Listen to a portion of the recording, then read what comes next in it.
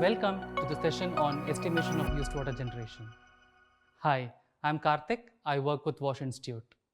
In this session, we will look at why it is necessary to estimate wastewater generation, factors affecting wastewater generation, how to estimate wastewater generation, and estimating the quantity of wastewater based upon the source and disposal practices. Lastly, we will explore the tools available for estimating wastewater generation for a town. Estimating wastewater generation ensures effective planning and management of wastewater infrastructure. To estimate wastewater, it is very important to understand water consumption. Moreover, estimation of wastewater is a basis for designing appropriate infrastructure, as underestimation can lead to inadequate treatment capacity, while overestimation leads to waste of financial resources. Obviously, water consumption is the most important factor causing wastewater generation. Water consumption itself depends upon several factors such as population growth rate, with higher growth leading to increased demand and consumption. Higher income levels correlate with greater per capita water consumption due to increased access to water-intensive appliances and lifestyle changes. Water usage patterns fluctuate with seasonal variations in temperature, precipitation, and humidity. The quality and the reliability of water supply infrastructure such as pipe networks and storage facilities impact overall water consumption. Regulations on private water extraction and billing knobs can also affect water consumption. Lastly, consumer behavior influences consumption patterns and wastewater generation. The next important factor influencing wastewater generation is the manner in which the wastewater is discharged or disposed. But first, let's look at water consumption in detail. Having understood the significance of estimating water consumption and the factors affecting it, let us now look at the steps to assess it. The first step is to collect the key data sets, the average water consumption per person in liters per capita per day, obtained from household surveys, the current and the future population projections for the town, and estimate the floating population. The water consumption data should be compared with the data from the urban local body. If there is a variance, we need to understand the reason and choose the estimate that best represents the current situation. The next step is to calculate the water consumption by residents by multiplying the total projected resident population by average water consumption per person. While calculating the total water consumption, add the water consumed by the floating population. This is obtained by multiplying the floating population with the Central Public Health and Environmental Engineering Organization norms of the water consumption per person. The sum of resident and the floating population consumption gives the existing water demand. As per IS code 1172, for communities with the populations ranging from 20,000 to 100,000 and having flushing system based toilets, the domestic water supply per capita should be in the range of 100 to 150 liters. In general, it is assumed to be 135 liters per capita per day for design purposes. The breakdown of 135 liters is shown in the table. Please note that this is a water requirement for residents.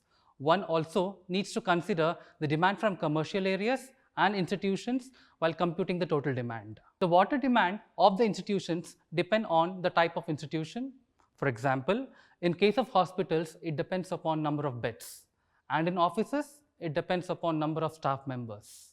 The requirement for potable water for most of the institutions is mentioned in the table. One can observe it varies from 15 liters per capita per day to 180 liters per bed per day. Moving ahead, let us see how to estimate the wastewater generation. To estimate wastewater generation, assume 80% of the water supplied to the resident and institutions such as hospitals and hostels is discharged as used water, with the remaining 20% consumed. For the floating population, assume all the supplied water is discharged as used water. The total used water generation is the sum of the used water from the residents, institutions, and the floating population. Of the total used water generated, typically 35% is black water from the toilets and 65% is grey water from other uses. The breakdown is crucial for estimating the used water generation. Now, let us see how to calculate the used water generation and quantify used water. For this, we will use an Excel-based tool which can be downloaded from the description of the session. Consider an example of a town and fill in the data in the green colored cells. and the Excel tool will calculate the amount of used water generated as shown in the sheet. The data includes the resident population, the floating population, water consumption per capita for the resident and the floating population, which have already been collected and calculated. This sheet can also be used to project future used water generation based upon the projected population. Then, we calculate the breakdown of used water into black water and grey water and further categorize by disposal practices. The percentage of the population using different practices can be determined based on the data collected through household surveys. For example, if 75% of the households have septic tanks followed by soak pits, then 75% of the total black water generated in the town is managed through this method. Most common type of disposal is drain-based disposal, in which grey water and the supernatant from on-site systems like septic tank is discharged into the open or closed storm drain. Second type of used water disposal is on-site disposal, where the used water is soaked in the ground through soak pits, pits or kitchen gardens. And third type is where all the used water is conveyed through sewer network to a designated disposal site.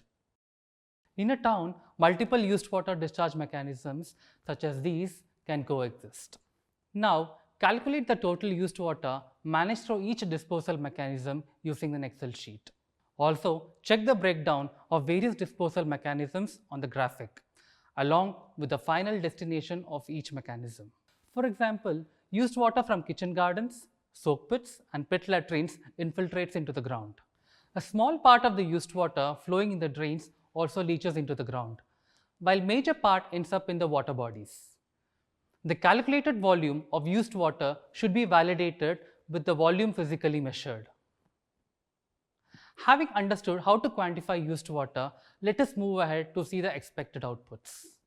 They include an estimate of the total used water generated, which is composed of used water from residents and the floating population. This estimate is broken down into black and grey water and further categorized by different disposal practices. Additionally, it includes future used water projections based upon population growth and consumption projections. Do have a look at the Excel-based tools available to calculate water consumption and used water generation, and to quantify used water managed through various disposal mechanisms. The tools can be downloaded from the link provided in the video description. To wrap up, the data required for estimation comes from household surveys and population projections. Understanding the breakdown between black and grey water and the different disposal mechanisms provides a holistic view of the town's used water management needs. The outputs directly feed into planning and design of infrastructure to meet current and future demands. Excel-based tools can be used to estimate consumption and used water generation, and they can be downloaded from the link provided in the video description. Thank you for going through this session.